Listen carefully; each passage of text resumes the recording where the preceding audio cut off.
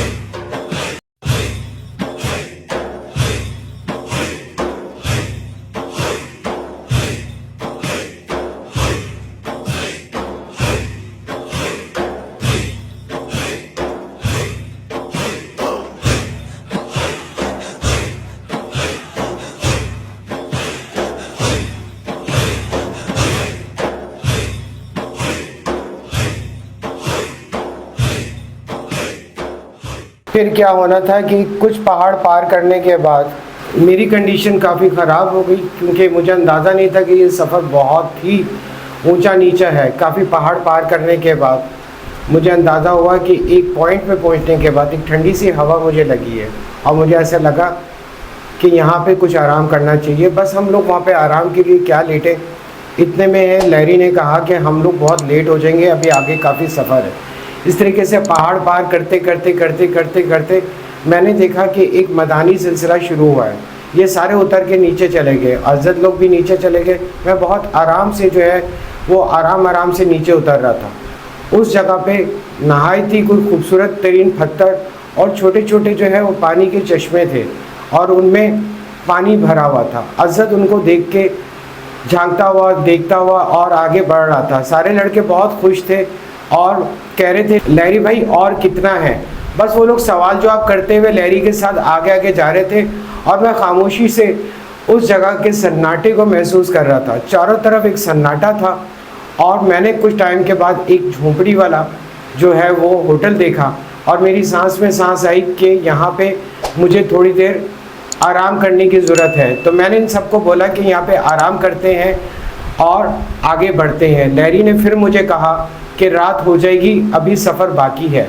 बस वहाँ पे थोड़ा सा आराम करने के बाद और मैदानी रास्ते को पार करते, चारों तरफ देखते हुए, बातें करते हुए और लड़के आगे की तरफ जो है वो जाते हुए सीधे सीधे चलने शुरू हो गए। इतने टाइम पीरियड में अंधेरा शुरू हो गया। अंधेरा शुरू हुआ और मुझे ऐसा लगा कि मेरे कान में कहा गया है कि इन सारे लड़कों को लाइन अप करो, यानी कि एक लाइन के हिसाब से चलो। मैंने सारे लड़कों को डांट के बोला कि एक के बाद दूसरा जाएगा और दूसरे के बाद तीसरा जाएगा, एक कतार में चलने शुरू हो गए। सारे लड़कों ने मेरी शक्ल देखी, उसके बाद सर झुका लिया और ऐसा लगा कि आसिफ भाई कैसी बातें कर रहे हैं। अंधेरा फैलने शुरू हो गया था और आने वाले टाइम में जो है सिर्फ थोड़ी सी रोशनी रह गई थी। मैं सबसे पीछे और आगे आगे इन लोगों को लेके चल रहा था। इतने में क्या हुआ कि मैंने देखा कि साथ जो है वो लाइन से हट के चलने शुरू हो गया है। बस मेरी एक सेकंड में जो है वो आंख ऐसी लगी, यानी कि आंख ने एक ऐसी चीज़ देखी कि साथ के साथ कोई और भी साथ चल रहा है। मैंने साथ को डांट के और अज़द को बोला कि अज़द इनको लाइन पे चलाओ और अंधेरा आस्ते आस्ते फैलने शुरू हो गया था और चारों तरफ एक सन्नाटा और एक अजीब सी जो है वो फीलिंग आनी शुरू हो गई थी। मैंने जो है वो चारों तरफ देखा और हिम्मत और ईमान से इन लोगों को आगे लेके चलता रहा। हम लोग चलते रहे। इतने में अंधेरा हो गया। अज़द ने लहरी से पूछा कि लहरी भाई और कितना रह गया है। आसिफ भाई ने जहाँ जिक्र किया झोंपड़ी का, जब हम उस जगह पे पहुँचे तो मगरिब बहुत करीब थी और वहाँ पे जो लोग होने चाहिए थे, होटल जो बना हुआ था वहाँ पे नहीं थे। तो हमने इधर उधर देखा पानी कहाँ है, तो हमें थोड़ी सी ऊंचाई पे पानी रिसता हुआ नज़र आया। आसिफ भाई ने कहा अज़ीज़ यहाँ से पानी ले लो और रोज़ा खोल लो, क्योंकि जो पानी हम लेकर आए थे वो हम रास्ते में लड़के पी चुके थे। मैंने वहाँ पे रोज़ा खोला और खोलने के बाद यानी कि पानी पिया, अल्लाह का शुक्र अदा किया और फिर मैं आगे चला। और जैसा कि आसिफ भाई ने बताया कि अंधेरा तेज़ी से फैलने लगा था और इलाका ऐसा मालूम होता था कि यहाँ बहुत सारे लोग हैं मगर कोई नज़र नहीं आ रहा था। तो वहाँ जब हम एक झुंड की शक्ल में या एक तरतीब में चलने लगे तो साथ का जो किस्सा सामने आया, लड़कों के रोंगटे खड़े हो गए और लड़के जो मजाक कर रहे थे या कहना नहीं मान रहे थे वो सीरियस हो गए। और फिर हमने मोबाइलों की अपनी लाइट जलाई और करते करते हम 5 से 10 मिनट में जो है सांत फ़कीर पहुँचे। जब सांत फ़कीर पहुँचे तो गुप अंधेरा, ना बंदा ना बंदे की ज़ात। वहाँ पे आसिफ भाई ने लड़कों की 2-2 या 3-3 की टोली बनाई और कहा कुछ को कि तुम लकड़ियाँ लेकर आओ, कुछ को कहा कि यहाँ पत्थर रखो और यहाँ पर खाना बनेगा, क्योंकि हम साथ लेकर चल रहे थे। इसी तरह हर बंदे अपनी जगह लग गया और लहरी साहब का पता लगा कि वो कह रहे मैं यहाँ नहीं रुकूँगा, यहाँ कोई भी रात नहीं रुकता, जो रुकता है उसके साथ बहुत बुरे मामलात होते हैं और वो पागल होके मरता है। तो आसिफ भाई ने कहा कोई ऐसा सीन नहीं है, चिल करो, आ जाओ, हम सब भी हैं, कुछ नहीं होगा। लहरी ने कहा तुम लोगों को अपनी ज़िंदगी प्यारी नहीं है, मुझे अपनी ज़िंदगी प्यारी है, मैं जा रहा हूँ। मैंने इतनी रात को कहाँ जाओगे? उन्होंने कहा 2 घंटे बाद एक स्टॉप है, मैं वहाँ पे जा रहा हूँ, रात वहाँ पे गुजारूँगा, फिर मैं आऊँगा। इस तरह लहरी साहब निकल गए और फिर हम लड़के और वो 2 ढोल वाले रह गए। अब सब मुनज़्ज़म होकर काम कर रहे थे और आसिफ भाई ने एक बाउंड्री हमें बताई कि इस बाउंड्री से आप बाहर नहीं जाओगे। अगर किसी को कुछ भी जाना है या हाजत है, वॉशरूम भी आया है, तो कोई ना कोई उसके साथ ज़रूर जाएगा टॉर्च लेकर। इस तरह मैंने सब्ज़ी जल्दी से काटी जो हमारे पास थी। हम अक्सर ट्रैवलिंग में चावल रखते हैं ताकि जल्दी से चावल बन जाए, ना रोटी बनानी पड़े हमें। तो आग जलाई गई और चावल रख दिए गए। मैंने सारे लड़कों की जो है वो ड्यूटी लगाई और सारे लड़के अपने कामों में लग गए। मैंने चारों तरफ जायज़ा लिया कि एक छोटा सा कमरा पत्थरों को तराशा हुआ बनाया हुआ है और उसमें जो है एक बड़ा सा चिराग पड़ा हुआ है और मैंने देखा कि कहीं पानी का जो है वो सिलसिला चल रहा है, लेकिन कहाँ है अंधेरे में कुछ पता नहीं लग रहा था। लड़के इधर उधर घुसने की कोशिश कर रहे थे और मैं उनको डांट के एक जगह जमा कर रहा था। इन्होंने खाना बनाया और खाना इन्होंने खाया और मैंने इनकी पाबंदी लगा दी कि जो भी उठेगा या मुझे उठाएगा या मैं जाग रहा हूँगा या किसी को साथ लेके जाएगा। चारों तरफ एक सन्नाटा था। मुझे अंदाज़ा हो गया था कि ये जगह कोई आम नहीं है और मुझे बुलाया गया है तो इसलिए कोई ख़ास जगह है। लेकिन मुझे ज़्यादातर परेशानी जो थी वो इन लड़कों की थी, क्योंकि ये लड़के जो है कभी भी कुछ भी कर लेते थे, क्योंकि इनकी पिकनिक थी और मेरी ज़िम्मेदारी थी इन लोगों को संभालने की। चारों तरफ जो है वो जब इतना अंधेरा और मैदानी इलाका और चारों तरफ से सिर्फ एक ही मज़ार, मैंने सोचा कि सुबह जो है अच्छी तरह देखा जाएगा, समझा जाएगा। फ़िलहाल मैं इन पर पाबंदियाँ लगाता हूँ और मैंने हज़रत को हुक्म दिया कि हज़रत कुछ भी हो जाए, ये लड़कों को बाहर निकलने की ज़रूरत नहीं है, क्योंकि लहरी जो है वो जा चुका है और ये लड़कों को खाना खिला के सुला दो ताकि ये जो है वो सुबह उठ सके। मेरे लिए जो है वो रात काफ़ी जो है वो भारी हो गई थी, क्योंकि मुझे कुछ नज़र नहीं आ रहा था और मुझे अंदाज़ा भी नहीं था कि नूरानी की तरह यहाँ पे लोग जो है वो नहीं है। ये एक ख़ास जगह और एक ख़ास जो है वो इनके शागिर्द की है, जिस पे ख़ास हिसाब से जो है हमें बुलाया गया। हज़रत ने जो है उस चीज़ को समझा और हज़रत ने उन लड़कों को डांट के हर चीज़ समझाई और लड़के सन्नाटे में आ गए और लड़कों को हज़रत ने कहा कि भाई बहुत गुस्से में। मैं कोने में बैठा हुआ चारों तरफ जायज़ा ले रहा था और मुझे ऐसे लग रहा था कि मेरी रूह बहुत एक्टिव हो गई है और मैं एक सपाई की तरह जो है वो बहुत ज़्यादा स्ट्रॉन्ग हो गया हूँ और पावर के हिसाब से जो है मेरे सेंसेस इतने अलर्ट हो गए हैं। मैंने इन लड़कों को खाना बनाते हुए देखता रहा और अपने सामने ही खाना बनवाया इनसे और मैंने कहा कि अब सारे मिलके बैठ के खाओ।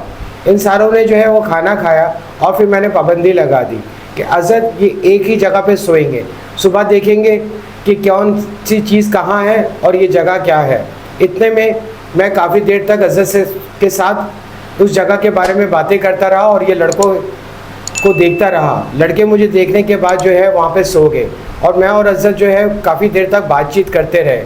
काफ़ी देर बातचीत करने के बाद मैंने हज़रत को बोला कि हज़रत तुमने रोज़ा रखना है, क्या तुम जागोगे या मैं जागूँ? तो हज़रत ने कहा कि भाई मैं जाग रहा हूँ, आप सो जाओ। बस फिर मैं सो गया। उसके बाद हज़रत कब तक जागता रहा और कब रोज़ा रखा? बिल्कुल ऐसी जगह जहाँ पे कुछ भी नज़र नहीं आ रहा और ना मोबाइल के सिग्नल आ रहे हैं और आपकी मोबाइल की टॉर्चेस जो हैं वो इतनी ज़्यादा हम जला भी नहीं सकते थे, क्योंकि हमारे पास उस ज़माने में पावर बैंक नहीं थे। तो हमने बोला सुबह के लिए रखते हैं ताकि हमें कुछ पता लग सके।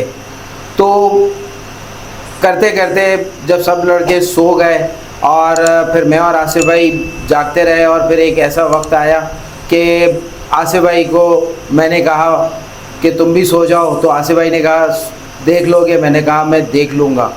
अब मैं अपने अंदर टार्ज़न बना हुआ था और मैं अंदर ही अंदर जो है वो अपने आप को मजबूत कर रहा था कि कुछ ऐसा नहीं है, बस मुझे जो भी होगा मैं देख लूँगा और अगर यहाँ इस बुज़ुर्ग ने बुलाया है तो कोई ना कोई तो हमारी सेफ्टी भी रखी होगी और कुछ ना कुछ ऐसी बात होगी कि उन्होंने हमें रात को यहाँ ठहराया है।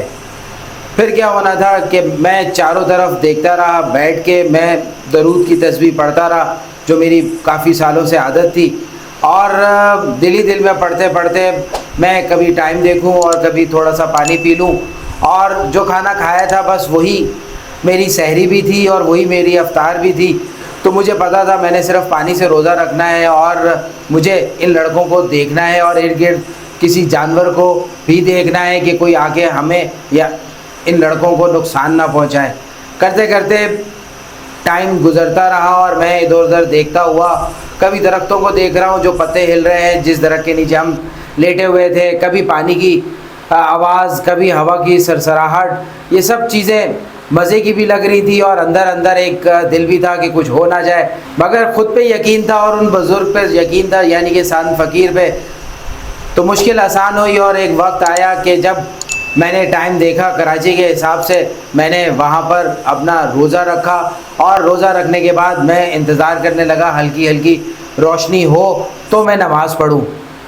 तो वहाँ जब हल्की हल्की रोशनी मामूली मामूली होने लगी तो मुझे पता लगा जहाँ हम ठहरे थे थोड़ी सी दूर एक खाई सी थी, मगर वो एक प्रॉपर नाला था, खाई में के अंदर, ज़्यादा गहरी नहीं थी, यानी कि 3, साढ़े 3, 4 फुट की वो जगह थी। वहाँ मैं उतरा और मैंने वज़ू बनाया और फिर मैं उस कच्ची मस्जिद में नमाज़ पढ़ने गया और जब नमाज़ पढ़कर मैं वापस आया तो काफ़ी रोशनी हो चुकी थी। फिर क्या होना था, मैंने मोबाइल उठाया और मैं इधर उधर घूमने लगा।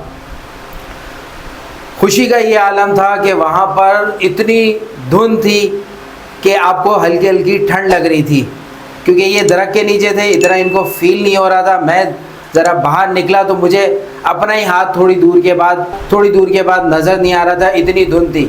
मैं खूब घूमा, मैंने खूब गहरी गहरी सांसें ली और मैं इंतज़ार करने लगा इन सब में से कोई ज़रा सा हिले और मैं इन्हें उठाऊं और इस मंज़र को दिखाऊं। वाकई मेरी ज़िंदगी में ये पहली बार ऐसा मंज़र था और मैं अपने ही आप को कह रहा था कि मैं कितना खुश नसीब हूँ कि ये वक्त मेरे लिए कितना कीमती है कि मैं यहाँ पर अकेला हूँ और ये सब सोए हुए हैं और मैं मज़े कर रहा हूँ इस खूबसूरत नज़ारे के। तो मेरी आँख जैसी आसिफ भाई पे पड़ी तो आसिफ भाई हल्का सा हिले और मैंने इनको पास जाके इनके कंधे पे हाथ रखा तो इन्होंने कहा, अजीज़ खैरियत है? तो मैंने जब अज़रत को देखा और मैं एकदम घबरा के उठा, अज़रत ने बोला, भाई सब कुछ खैरियत है लेकिन आप ज़रा मंज़र तो देखो। मैंने चारों तरफ देखा और मैं खूबसूरती को देखते ही रह गया। चारों तरफ मैं पहाड़ों के बीच में एक छोटी सी जगह पे लेटा हुआ था और एक बड़े से दरख्त के नीचे लेटा हुआ था और सामने एक नेवला और उसकी बीवी और उसके बच्चे मेरे लिए वेलकम कर रहे थे। वो दोनों हाथ उठा के मेरी तरफ देख रहे थे और मैं एकदम घबरा गया और उनकी खूबसूरती देख के मैं हंसा भी। और मैंने अज़रत को बोला कि अज़रत ये रात वाली ही जगह है। अज़रत ने बोला, भाई ज़रा बाहर निकल के देखो। मैं बाहर निकला और मैं चारों तरफ देख के हैरान हो गया। धुंध ही धुंध थी, पहाड़ ही पहाड़ थे और ख़ूबसूरती की इंतहा थी। मेरा दिल खुश हो गया कि इतना सफ़र चलने के बाद एक ऐसे सरकार के पास मैं आया हूँ जिसके पास सिर्फ मैं आया हूँ और कोई नहीं आता। मैं रुका हूँ और कोई नहीं रुकता और यहाँ तक कि वहाँ का खिदमतकार भी जो है वो भी नहीं रुकता। इतने में वो खिदमतकार आ गया और हम सारों को देख के हैरान हो गया और परेशान हो गया और उसने अज़रत से पूछा कि भाई तुम कैसे आए, तुम रात को क्यों ठहरे यहाँ पर? यहाँ तो कोई भी नहीं रुक सकता। हमने कहा, लहरी ने भी यही कहा था, मगर हमने कहा जब इन्होंने बुलाया है हमें तो हम यहीं रुकेंगे। उसने कहा, आप पहले लोग हो जो यहाँ रुके हो, वरना अक्सर लोगों को यहाँ के जिन्नात मार के भगा देते हैं। यहाँ तो वो पकड़ाई में आ जाते हैं और फिर उन्हें खूब भगा भगा के उनको मारते हैं और फिर पागल करके कहीं ना कहीं किसी न किसी चोटी से फेंक देते हैं उन्हें और फिर कई अरसे बाद उनकी लाश मिलती है। तो यहाँ ये चीज़ कॉमन सी थी, मगर आप लोग ठहरे तो मैं आपको सलूट करता हूँ कि यार वाकई आप लोग जो है वो निडर हो, बहादुर हो। मैंने कहा, यार हमें क्या पता था कि यार इतनी कहानी है, बस हम तो इन बुज़ुर्ग की मोहब्बत में आए थे और इन्हीं की चाहत में रात रुके। तो उसने कहा, ठीक है मैं आपके लिए चाय बनाता हूँ। मैंने कहा, ठीक है आप चाय बनाएं। तो आहिस्ता आहिस्ता मैंने इन लड़कों को उठाया और मैंने कहा, उठो भाई, अब 8 बजने को हैं, उठ जाओ और नज़ारे देख लो।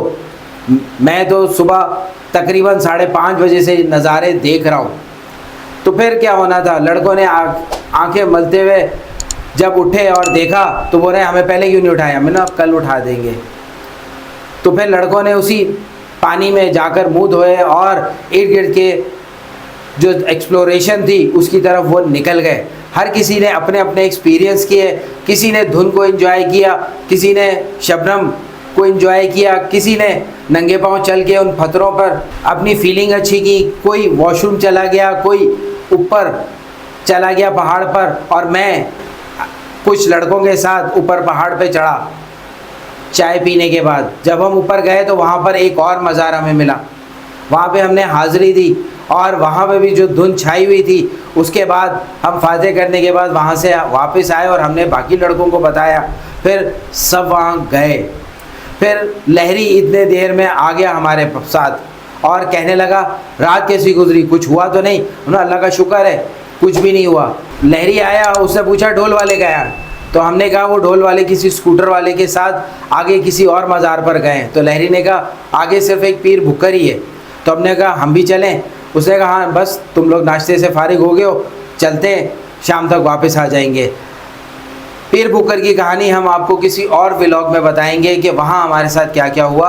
अभी हम जब रात को वापस आते हैं तो यहाँ का जो खादिम था उसने कहा कि मैं आपके लिए कुछ लकड़ियाँ और कुछ और बर्तन यहाँ पे रख जाऊँगा और मैं तकरीबन असर के वक्त यहाँ से निकल जाऊँगा, क्योंकि मेरे गाँव से ये फ़ासला तकरीबन आधे घंटे का है।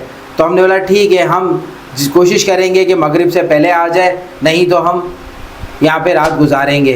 पहली रात की तरह वैसे हुआ। लहरी ने हमें पीर भुक्कर करवाया और उसके बाद वो जिस स्टॉप से हम सांद फ़कीर की तरफ आते हैं वो वहीं रुक गया और हम कुछ मुर्गी और कुछ चावल और लेत के वहाँ से चल पड़े पैदल पैदल। और ठीक हम मगरिब के वक्त जो है वो हम सांद फ़कीर पहुँचे और यहाँ हमने देखा कि ढोल वाले पहले हमारा इंतज़ार कर रहे थे। फिर क्या हुआ ये आसिम मलंग बताएंगे। आते सारी जो है वो दोनों ढोल वाले जो है वो मुझ पे चढ़ के और उसने कहा कि आपने मेरे खाने का और हर चीज़ का ख्याल रखा है और आपने जो है ये सारी चीज़ें जो है बग़ैर जो है आप पूरी बुक कर चले गए थे। मैंने बोला मेरे से पहले आप लोग जा चुके थे। बोला आप लोग हमें यहाँ तक लेके आए। वो तरह तरह की जो है बातें कसने शुरू हो गए। मेरी एक आदत है कि ज़ियारतों में मैं किसी को जवाब नहीं देता, मैं वहाँ पे सब्र का पैमाना जो है वो रखता हूँ और चुप करके जो है सुनता रहता हूँ। वो बोलते रहे हज़रत को गुस्सा आया और मैंने हज़रत को बोला कि हज़रत चुप हो जाओ। मैंने उनको बोला कि आधे घंटे में खाना बन जाएगा, आप परेशान नहीं हो। वो दोनों जो है दरख्त से काफ़ी दूर बैठ गए और आपस में बातें करने शुरू हो गए और मैंने सारे लड़कों को बोला कि जल्दी जल्दी जो है वो खाना बनाओ और इनको भूख लग रही है ताकि इनको खाना खिला सके। वो हमारे ग्रुप से काफ़ी दूर बैठ के आपस में बहस करने शुरू हो गए। बहस करते करते वो लोग आपस में गालियाँ देने शुरू हो गए। मैंने यहाँ से ऊंची आवाज़ में उनको बोला कि भाई यहाँ पे गालियाँ दी दो, क्योंकि ये जगह ऐसी है जहाँ पे आप ये सब चीज़ें नहीं कर सकते। उन लोगों ने मेरी बात अनसुनी शुरू कर दी और लड़के खाना बनाने में लग गए और आपस में सरगोशी कर रहे कि ये दोनों को क्या हो गया। मैंने इन लड़कों को कहा कि ये सोच रहे थे कि यहाँ पे इनको पैसे मिलेंगे, लोग मिलेंगे और इनका धंधा जो है वो चलेगा, लेकिन यहाँ पे इनको कोई भी नहीं मिला और ये इरिटेट हो रहे हैं। वहाँ से लड़के ने मुझे बोला, ढोल वाले ने, कि कब वापस जाना है। मैंने उनको कहा कि भाई अभी सिलसिला है रुकने का, कल देखेंगे। वो फिर आपस में जो है बहस करने शुरू हो गए। इतने में मैंने देखा कि एक लड़के को बहुत ज़ोर से जो है चमाट लगी। लाल शर्ट और वाइट शलवार वाले को एक बहुत ज़ोर से चमाट लगी। सारे लड़के जो है उसकी चमाट की गूंज उन्होंने सब सुनी। वहाँ पे सिर्फ चूल्हा जो बनाया हुआ था जिस पे खाना रखा हुआ था, उसकी रोशनी में सब लड़कों ने देखा और सब लड़के जो है घबरा गए। इतने में हज़रत भी जो है टेंशन हो गया। मैंने देखा कि उसको दूसरी चमाट लगी है।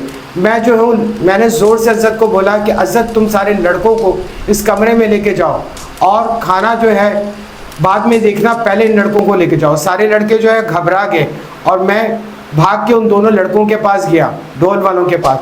जिसको चमाट लगी मैंने उसको ज़ोर से कहा कि तुम भी जो है भाग के उस कमरे में जाओ और मैंने उसका हाथ घसीटा। वो बुखलाया हुआ था, वो परेशान था और दूसरा जो है उसको सन्नाटे की शक्ल में जो है वो देख रहा था। उन दोनों को समझ नहीं आ रही थी उनके साथ क्या हो रहा है। दूसरे के बाल बड़े थे। इतने में मैंने देखा, मैंने एक का हाथ खींच के अज़द की तरफ किया। अज़द ने जो है उसको खींच के अपने साथ कमरे की तरफ लड़कों का आवाज़ दी कि जाओ। आसिफ भाई ने बोला सब अंदर चले जाओ। अज़द मेरे लिए परेशान हो रहा था और मैंने अज़द को इशारा किया कि अज़द जाओ, लड़कों को सेव करो, मैं देखता हूँ। इतने में मैंने देखा कि दूसरा जो था उसके बाल हवा में उड़े हैं और किसी ने उसके बाल जो है वो खींच के उसको थोड़ा सा खसकाया है वो हवा में हाथ मारता हुआ थोड़ा पीछे की तरफ चला गया। मैं उसके पीछे थोड़ा और भागा, मैंने मजबूती से उसका हाथ पकड़ा। हवा जो थी, हवा में उसके बाल जो थे, और वो मुझे एक ही बात कह रहा था कि बाबा मुझे बचा लो, बाबा मुझे बचा लो। मैंने उसका हाथ पकड़ा और ज़ोर से बोला कि कुछ नहीं होगा, ईमान मजबूत कर। और जब मैंने उसका हाथ पकड़ा तो मेरा हाथ जो है वो एकदम उसके हाथ से निकला, वो थोड़ा सा और पीछे खिसका और ऐसा लग रहा था कि पीछे से कोई ज़ोरदार ताकत जो है वो उसको खींच रही थी। बस मैंने क्या किया, ईमान मजबूत करके, और मुझे ऐसा लगा कि मेरे अंदर एक पावर आ गई है। मैंने दोबारा उसका हाथ पकड़ा, अंधेरा ही अंधेरा था उस साइड पे। बस मैंने उसका हाथ पकड़ा और उसको आवाज़ दी कि ज़ोर लगा और ईमान मजबूत कर, कुछ नहीं होगा। बस मैंने उसका हाथ पकड़ा तो उसने ज़ोर से मेरा हाथ पकड़ के एक झटका मारा और वो मेरे सीने से लग गया। मैंने उसको पकड़ा और मैं कमरे तक आ गया। कमरे में सारा सन्नाटा था। सारे लड़कों ने मुझे बोला कि आसिफ भाई क्या हुआ, क्या हुआ। मैंने बोला सब खामोश हो जाओ। चारों तरफ जो है वो हवा की आवाज़ जो है वो गूंजनी शुरू हो गई और अज़द ने जो है वो दरवाजे पे एक सिपाही की तरह खड़ा हो गया और कमरे में सारे लड़के अंदर बैठ गए। अज़द ने बोला कि कोई बाहर नहीं निकलेगा। अज़द मेरा इंतज़ार कर रहा था। दूसरा ढोल वाले को भी मैं जब अंदर लेके आया तो अज़द की सांस में सांस आई और अज़द ने बोला भाई आप भी अंदर चलो, मैं यहाँ पे खड़ा हूँ। मैंने अज़द को बोला कि अज़द इसको अंदर करो। वो थर थर काँपने शुरू हो गया था ढोल वाला और दूसरे ढोल वाले के साथ जाके गले लग गया। मैंने सारे लड़कों को बोला कि सारे लाइन के हिसाब से बैठ जाओ और खामोश हो जाओ। बाहर एक अजीब सी हवा जो है वो शोर कर रही थी और ऐसा लग रहा था कि हवा और आंधी एक साथ गूंज रही है। कुछ आवाज़ें भी जो थी उस हवा में थी। बस मैं और अज़द जो है सन्नाटे में देखने शुरू हो गए। अज़द दिल ही दिल में कुछ पढ़ने शुरू हो गया और मैं गौर से हवा में देखने शुरू हो गया कि क्या है। एक अजीब ही माहौल बन गया था और वो काफ़ी देर तक जो है हवा शोर करती रही, ऐसे जैसे किसी को गुस्सा आ गया, ऐसे कोई गुस्सा होना चाह रहा है, ऐसे कि कोई चाह रहा है कि उसका जोश शामिल हो। बस मैं और अज़द दरवाजे पे खड़े रहे और फिर मैंने कहा कि सारे लड़कों को कि आज की रात कोई बाहर नहीं निकलेगा। अज़द ने कहा कि कोई बाहर नहीं निकलेगा। दोनों ढोल वाले जो है वो घबराने शुरू हो गए और कांपने शुरू हो गए। मैंने कहा कि इनको पानी दो।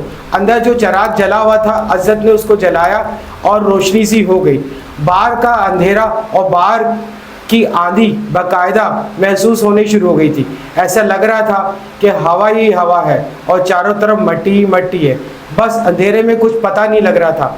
बस मुझे इतना यकीन था कि जो आज रात मैंने किया है वो शायद कोई ताकत ही है। मुझे पहली दफ़ा पता लगा कि मैं अंदर से ईमान में कितना मजबूत हूँ और आज भी हूँ।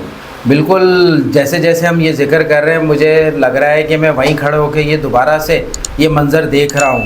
जिस तरह हमें आवाज़ें आई और किस तरह हमने बैकअप हर चीज़ बनाई, तो जब ये आंधी और ये सब जो इर्द गिर्द के जन्नात का गुस्सा था, जब वो थोड़ा बेहतर हुआ तो हमने जाके अपना बाकी स्टफ़ खाना जो हम चूल्हे पे रखा हुआ था, आग वाग तो बुझ गई थी, तकरीबन डन ही हो चुके थे चावल।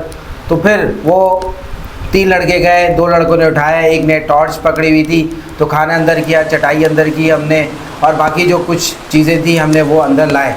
फिर अंदर उसने कुछ बिस्तर भी रखे हुए थे वहाँ के खादिम ने, वो हमने बिछाए और सबको खाना खिलाया। और इतने में क्या हुआ कि मेरे पेट में गुड़गुड़ शुरू हो गई और मैंने आसिफ भाई को कहा आसिफ भाई वॉशरूम जाना है। आसिफ भाई मुझ पर नाराज़ होने लगे कि यार ये कौन सा वक्त है वॉशरूम का। मैंने बोला रोज़ा खोला था पानी से और अभी कुछ खाना खाया है तो पेट में कुछ हलचल हुई है तो मुझे वॉशरूम आ गया है। तो फिर मेरे साथ 2 लड़के बाहर निकलते हैं टॉर्च लेकर और एक के पास मोबाइल, तो वो दोनों मेरे बैग पे खड़े होते हैं बैग करके और मैं वॉशरूम करता हूँ और फिर उसके बाद मैं वापस आता हूँ और उसके बाद अंदर सब आपस में एक दूसरे से बातें कर रहे होते हैं और समझा रहे होते हैं कि कोई अकेला नहीं निकलेगा इस कमरे से, अगर सब सो रहे हैं और उसे कोई हाजत है तो वो जगा देगा। तो करते करते जो 2 ढोल वाले थे वो तो काँप रहे थे। जब आसिफ भाई उनके पास बैठे खाने के बाद तो वो जिसको बहुत ज़्यादा चमाटे लगी थी वो आसिफ भाई के साथ चिपक गया और काँपते काँपते जो है वो आहिस्ता आहिस्ता आसिफ भाई ने उसके सर पे हाथ फेरा और वो नींद में चला गया। उसके बाद लड़के ढके चुपे बातें करने लगे और हस्बे आदत मैं फिर रात जागने लगा। आसिफ भाई भी जाग रहे थे और इर्द गिर्द का मुआयना कर रहे थे, मैं भी कर रहा था। लड़के कभी आंखें बंद कर रहे थे, कभी खुल रही थी, कभी आंख लग रही थी, कभी खुल रही थी। जब मैंने ढोल वालों के पास बीच में बैठा तो मुझे लगा कि एक जिसको खींचा गया था उसको बहुत तेज़ बुखार चढ़ गया है। बस मैंने उसके सर पे हाथ रखा और वो दोनों मेरे से चिपक के जो है वो आंखें बंद करके सो गए और वो थर थर काँप रहे थे। मैंने उनको बोला कि अब कुछ नहीं होगा, आप लोग सो जाओ। मैं देर तक उनके बीच में लेटा रहा और वो दोनों सो गए। बस मेरी भी आंख जो है इसी तरीके से लग गई। और जब मैं सुबह उठा और मैंने अज़त से पूछा कि ढोल वाले कहाँ हैं, अज़त ने कहा कि भाई वो तो सुबह ही दोनों चले गए हैं। बस मैं उठा और लड़कों को कहा कि हमने नूरानी पे जो जिक्र सुना था कोकाफ का, ये जगह कोकाफ की है और नूरानी सरकार के पास जो हमें बताया गया कि इनका नाम सान फ़कीर क्यों है, क्योंकि सान का मतलब खामोश रहने वाला। और नूरानी सरकार ने कहा था कि तेरी ज़ियारत पे सिर्फ वही आएगा जो तू चाहेगा। वहाँ पे बहुत सारे ऐसे लोग हैं जो सान फ़कीर को नहीं जानते, लेकिन मैं ऐसा लकी हूँ कि कुछ टाइम के बाद नूरानी सरकार के सारे शागिर्दों ने मुझे हाथों हाथ लिया और आज मैं नूरानी सरकार के अलावा उनके सारे शागिर्दों को और उन सारी जगहों को ऐसे महसूस करता हूँ जैसे उस ज़माने में नूरानी की थी। तो रात भर मैं जागा, जागते जागते वही एक ही बार खाना खाया, एक ही बार दोबारा रोज़ा रखना था। तो पानी से मैंने रोज़ा रखा और फिर जब हल्की हल्की रोशनी हुई तो मैंने फिर नमाज़ पढ़ी और फिर मैंने सुबह के मंज़र को एंजॉय किया। और फिर कुछ लड़कों ने मुझे कह रखा था, उन्हें मैंने उठाया और फिर हम सब लड़के वहाँ पे काफ़ी देर तक चलते रहे। पहाड़ पे कभी बैठ गए, कभी पत्थर पे बैठ गए। सान फ़कीर के वहाँ हाज़िरी दी हमने। फिर करते करते 7 बजे के करीब जो है वहाँ का खादिम भी आ गया, उसने फिर नाश्ता बनाया, फिर हमने वो नाश्ता किया और फिर उसके बाद हम वापसी की तरफ चले। जब चले तो ढोल वाले तो पहले ही जा चुके थे।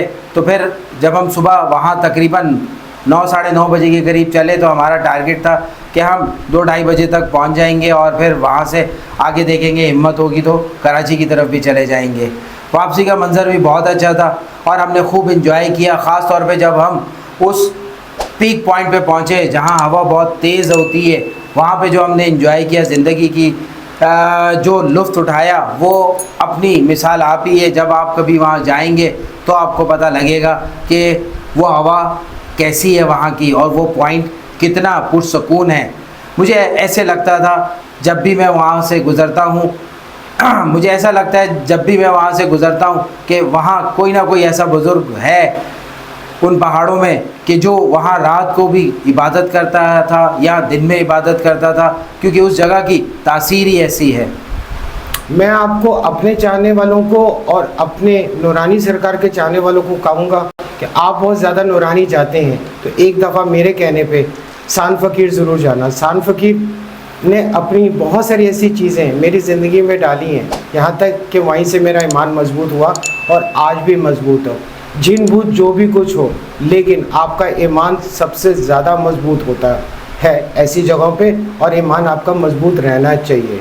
सान फ़कीर मेरी लाइफ की वो जगह जहाँ से मेरी ताकत का मुझे अंदाज़ा हुआ। बिल्कुल सही कहा। वहाँ हर इंसान को पता लगा कि कौन कितने पानी में है और वो कैसा है और क्या क्या कर सकता है। सान फ़कीर से हम नूरानी सरकार पहुँचे तकरीबन 3 बजे के करीब। 1 घंटा हमने सरवर साईं के वहाँ थोड़ा सा रेस्ट किया और फिर आसिम अलंग ने कहा निकलो। ये उस दौर की बात है जब बाइक हम नूरानी सरकार के दरबार की दीवार के साथ लगाया करते थे, धमाके से पहले की बात है। उसके बाद हमने सामान अपना जो थोड़ा बहुत सरवर साईं के रखा था उसको उठाया, बाइकों पे लगाया और हम निकल पड़े कराची की तरफ। ये वो यादगार सफ़र था जिसमें हर किसी को पता लगा कि जिन्नात क्या होते हैं और किसका ईमान कैसा है और वो क्या कर सकता है उनके सामने। यहाँ पर हमें ये भी पता लगा कि हमारे ईमान कैसे हैं। यहाँ पे हमें पता लगा हमारे अंदर बुज़दिली है या बहादुरी है। यहाँ पे हमें ये भी पता लगा कि हम तनो तना किसी जंगल में या ऐसी जगह पे जहाँ पे गैर मखलूक ज़्यादा हो वहाँ पे हम रुक सकते हैं। अगर हमारे अंदर इत्तेहाद हो और हम एक दूसरे का कहना मानते रहें तो हम आगे बढ़ते रहेंगे। ये ज़िंदगी का वो सफ़र था जिसने हमारे कई रास्ते खोले, हमारे माइंड की कई डायमेंशंस खोली, हमारे कई जगह कदम उठे और फिर हम उन कदमों के साए जिन कदमों को हम फॉलो करते जा रहे थे, हम और ज़्यादा आगे बढ़ने लगे। ये नूरानी का सफ़र कुछ पहला नहीं था ना आखिरी था, ये तो इब्तदा थी जो हमने आपसे ज़िक्र किया। आगे तो बहुत कुछ है, इतना कुछ कि आप थक जाएंगे। हमारे पास हमारी आप बीती कभी ख़त्म नहीं हो सकेगी, क्योंकि हर बार हमारे साथ कुछ ना कुछ वहाँ पे ज़रूर नूरानी सरकार ऐसा करते हैं जिससे हमें सबक भी मिलता है, जिससे हमें रहनुमाई भी मिलती है, जिससे हमारी अकल भी दंग रहती है, जिससे हमारी अकल भी बढ़ती है और जिससे हमारा ईमान भी पुख्ता होता है। इसी के साथ हम यहीं आपको छोड़ते हैं और आपसे उम्मीद रखते हैं कि आप हमारी इस काविश को, जो हमने 100% सच पे मबनी अपनी दास्तान सुनाई, इसमें हमने वो सब चीज़ अपनी अफशा की आपके सामने जो हमने कभी लोगों को नहीं बताई, ना अपने घर वालों को बताई। तो इसी के साथ लाइक और शेयर करना ना भूलिएगा। नए हैं तो सब्सक्राइब कर लीजिएगा। अस्सलाम वालेकुम या अली मदद। अस्सलाम वालेकुम या अली मदद।